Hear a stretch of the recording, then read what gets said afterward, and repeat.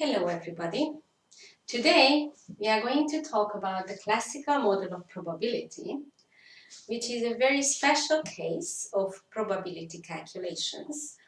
But when we can use it, then it helps a lot, since as you will see today, it means that we can use all the knowledge we have about calculating combinatorical problems. So what is the condition of using the classical model? You consider the event space that contains the events of your experiment, and two conditions have to be satisfied. The first one is that the event space contains a finite number of outcomes.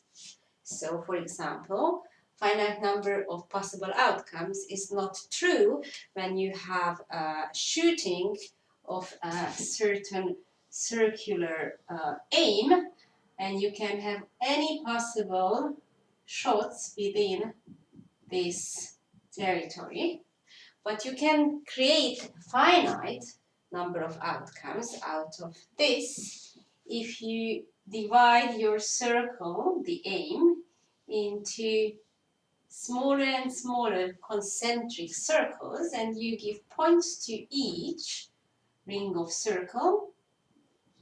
Let's say 1, 2, 3, and 5 points for the middle one. And then you have a finite number of possible outcomes when you talk about the possible points you can get for each of your shot. Okay, that was just a side track. So that's the first requirement. Typically, when you draw cards, or when you throw dice, or when you flip coins, you have a finite number of outcomes. The second that has to be true is that the probability of each outcome is the same. Now, this is where this example goes completely wrong, because even if I created a finite number of outcomes, the probability of getting your shot into the larger ring and then the smaller and then the smaller is obviously not the same, since it depends on the area of these rings. So therefore, in this kind of geometrical probability problems, we cannot use the classical model. Okay, so that's not going to work.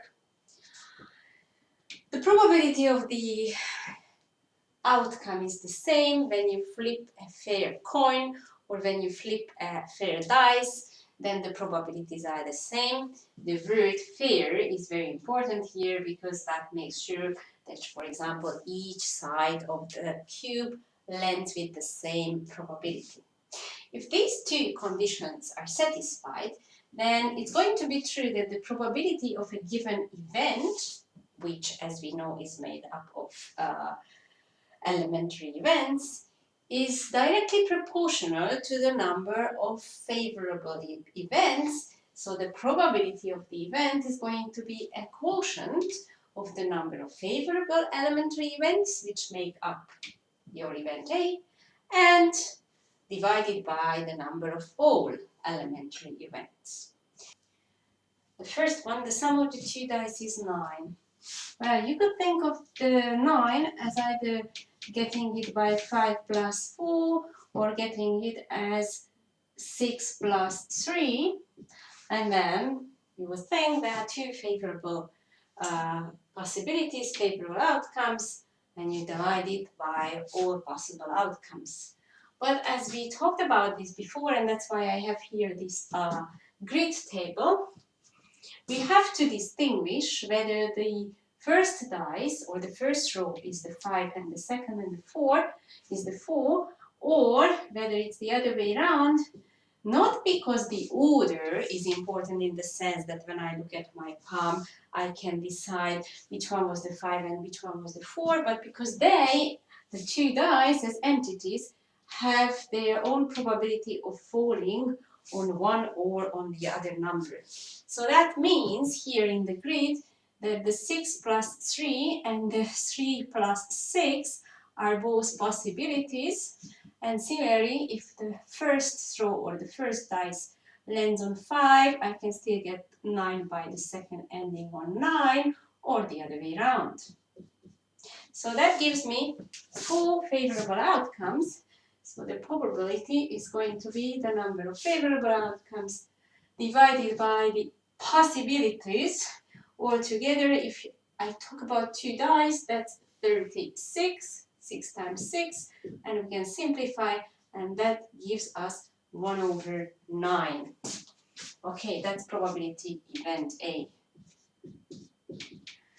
The second event, event B, here the sum is less than 5. That means that the sum can be 2, 3, or 4. Okay, let's see how this can happen. I can get the sum as 2 only in one way. Both dice end up with 1.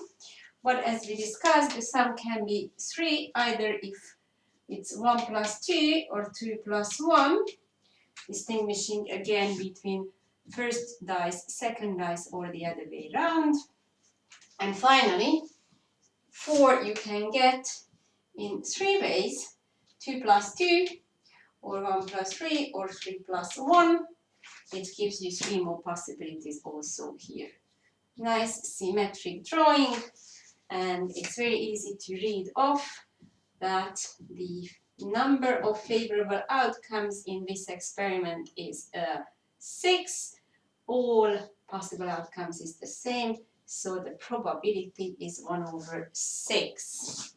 Okay, let me just remark that when we talk about dice in an example, please make sure that you remember that dice is numbered up till 6. It seems evident when I emphasize it, but I see many times the mistake that people get over enthusiastic and start listing, oh, it can be also 7 plus 2 and 9 plus 1, forgetting that on a dice you don't have 7 and 8.